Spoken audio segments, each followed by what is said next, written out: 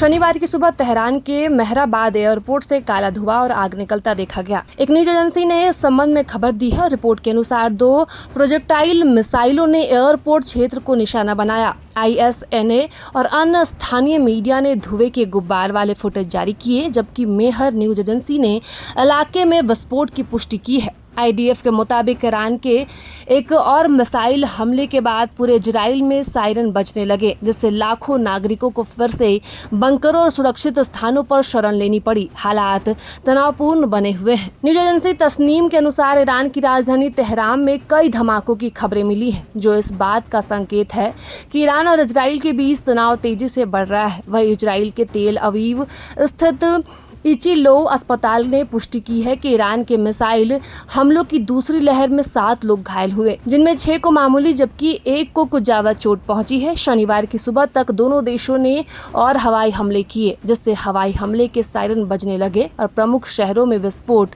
होने लगे। इजराइल की सेना ने बताया कि उसने अमेरिका के समर्थन में कई ईरानी मिसाइलों को रोका, जबकि ईरान ने दावा किया कि उसने हमलों की दूसरी लहर शुरू की।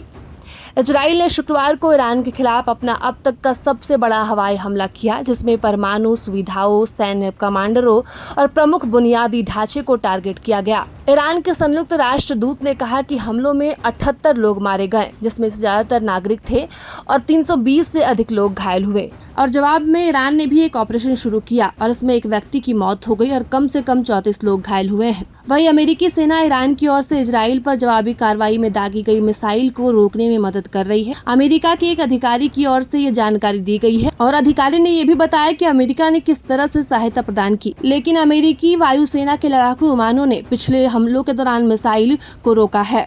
इजराइल ने शुक्रवार को ईरान के परमाणु और सैन्य ढांचे पर युद्ध विमानों और ड्रोन से भीषण हमले किए, ताकि प्रमुख प्रतिष्ठानों को निशाना बनाया जा सके और शीर्ष जनरल और वैज्ञानिकों को मारा जा सके। इसके बाद ईरान ने शुक्रवार को इजराइल की ओर से सैकड़ों मिसाइल दागी। ईरान की सरकारी समाचार एजेंसी के मुताबिक ईरान ने देश के परमाणु और सैन्य स्थलों पर इजराइल के भीषण हमलों के जवाब में ये कदम उठाया है।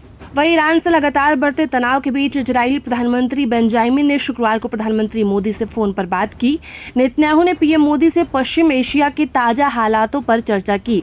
नेतन्याहू ने पीएम मोदी को इजराइल ईरान के बीच हालिया घटित घटना की जानकारी दी। इसकी जानकारी पीएम मोदी ने सोशल मीडिया एक्स पर एक पोस्ट पर की। बातचीत के दौरान पीएम मोदी ने इलाके में शांति और स्थिरता की शीघ्र बहाली की आवश्यकता पर बल दिया।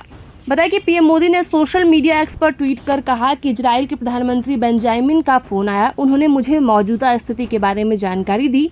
मैंने भारत की चिंताओं को साझा किया और क्षेत्र में शांति और स्थिरता की शीघ्र बहाली की आवश्यकता पर जोर दिया।